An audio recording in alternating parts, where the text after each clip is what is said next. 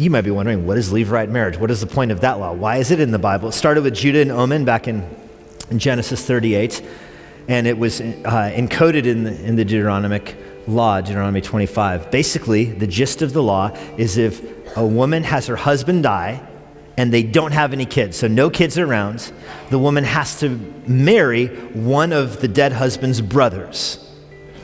Now, that's really weird to us. That's not okay in our culture.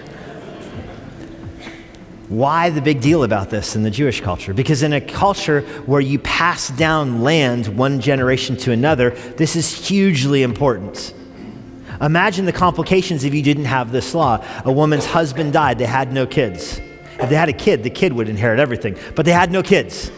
The woman isn't evicted from her land when her husband dies. She stays on the land. She probably keeps working the land and managing the property, managing the slaves that are there, managing the livestock, producing a profit, investing in it, and it's growing.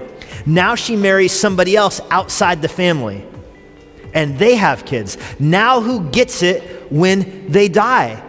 Does it leave the family it was part of and go to a new family? What if the dead husband had several brothers? Now their whole property is split because she married into a different family. It would be a big hot mess is what it would be.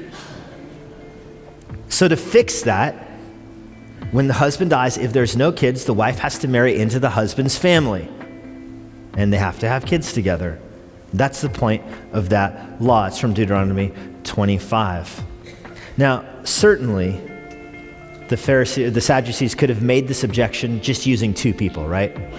So the guy dies, she marries the brother, he dies. Which one will she be married to in the resurrection? Why do they go down the whole line here of 7 of them?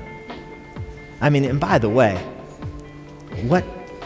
how foolish is husband number 4, 5, 6, and 7? I mean, what did they think was going to happen? They use the story because it is so foolish. I mean, this is like the resurrection's black widow here. This is the foolish argument that will poison any concept of the resurrection. Get around that. And they didn't make this up. This is actually from the Apocrypha, the book of Tobit, chapter 3. If you're not familiar with the Apocrypha, in Catholicism, there's a third section of the Bible. There's the Old Testament, the Apocrypha, and the New Testament. The Apocrypha was written in the time period between the end of the Old Testament and the start of the New Testament. That's where the Apocrypha comes from. It's a whole collection of books that is inside of the Catholic Bible, and it contains this story in the book of Tobit, chapter 3, that describes a woman who had 7 husbands and none of them gave her children. The Sadducees, they don't believe in the Apocrypha. I mean, they barely believe in the Old Testament as it is. They definitely don't believe in the Apocrypha, nor do they believe in the resurrection. Do you see their hypocrisy here? Using a foolish story from a foolish book that they don't believe in anyway to expose a hole in their mind of foolish argument. Jesus sees right through this foolishness too.